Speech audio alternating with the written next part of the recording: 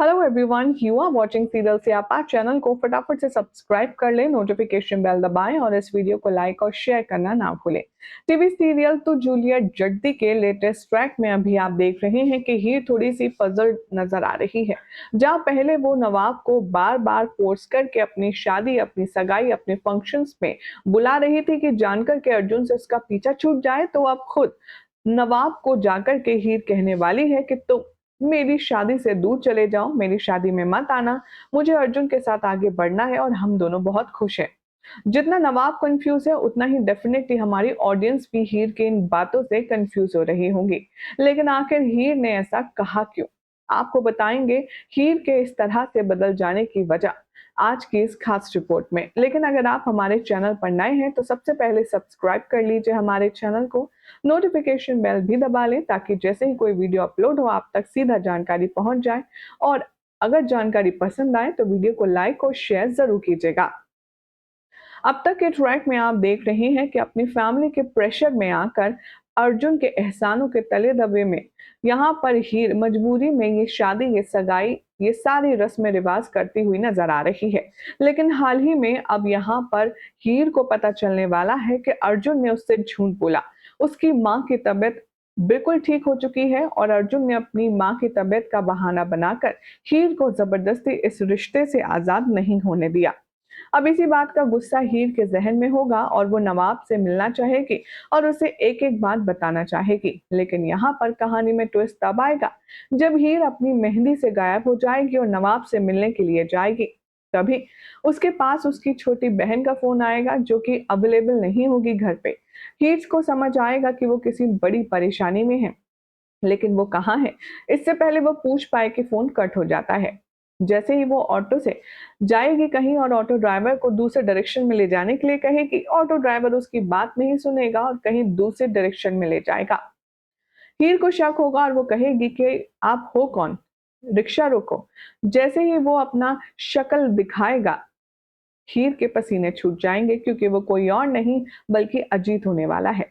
अजीत यानी कि हीर का फादर, जो कि नशे में धुत होगा और हीर को जानकर के उसकी बहन को दिखाने लाया होगा ताकि वो उसे ब्लैकमेल कर सके, उसे टॉर्चर कर सके अर्जुन से शादी करने के लिए। आने वाले ट्रैक में अब आप देखेंगे कि जब हीर नवाब से मिलने के लिए चोरी छुपे जाएगी उसे पूरा सच बताने के लिए, उससे पहले ही अजीत यहाँ पर हीर को टॉर्चर करेगा, ब्लैकमेल करेगा और नवाब से वो सब कहने के लिए हीर को मजबूर करेगा कि तुम मेरी शादी में मत आना, मैं अर्जुन के साथ खुश हूं और अपनी नई जिंदगी की शुरुआत कर रही हूँ। नवाब को यहाँ पर दाल में काला तो लगेगा, लेकिन उसे पूरी तरीके से हिंट नहीं मिल पाएगा कि हीर ने आखिर उसे बुलाकर ये सब क्यों कहा। दूसरी तरफ अब आप देखेंगे कि घर जाने के बाद अजीत हीर को मारने पीटने वाला है और उसका गला दबाकर उसके सारे फैसलों को रद्द करने वाला है। हालांकि घर वाले हीर को रेस्क्यू करेंगे, लेकिन अजीत अल्टीमेटम दे देगा हीर को कि अगर तूने अर्जुन से शादी नहीं करी तो मैं तेरी जान ले लूंगा। इधर नवाब को समझ नहीं आता कि हीर ने उससे बुलाकर के ऐसी बात क्यों करी। इधर नवाब फोन पे फोन करता है, लेकिन हीर पर जो बीत रही है वो नवाब जानता ही नहीं। तभी हीर चुपके से जाएगी और सिमरन को कॉल करेगी और कहेगी कि तुम्हें जाकर के नवाब को मेरा मैसेज देना होगा। तुम्हें नवाब को ये मैसेज देना होगा कि कल मैं कॉलेज के बाहर उससे मिलूंगी और एक ऐसा सच बताऊंगी जिसके बाद सब कुछ सॉल्व हो जाएगा। पहले तो अब यहाँ पर उसका मन बदल जाता है।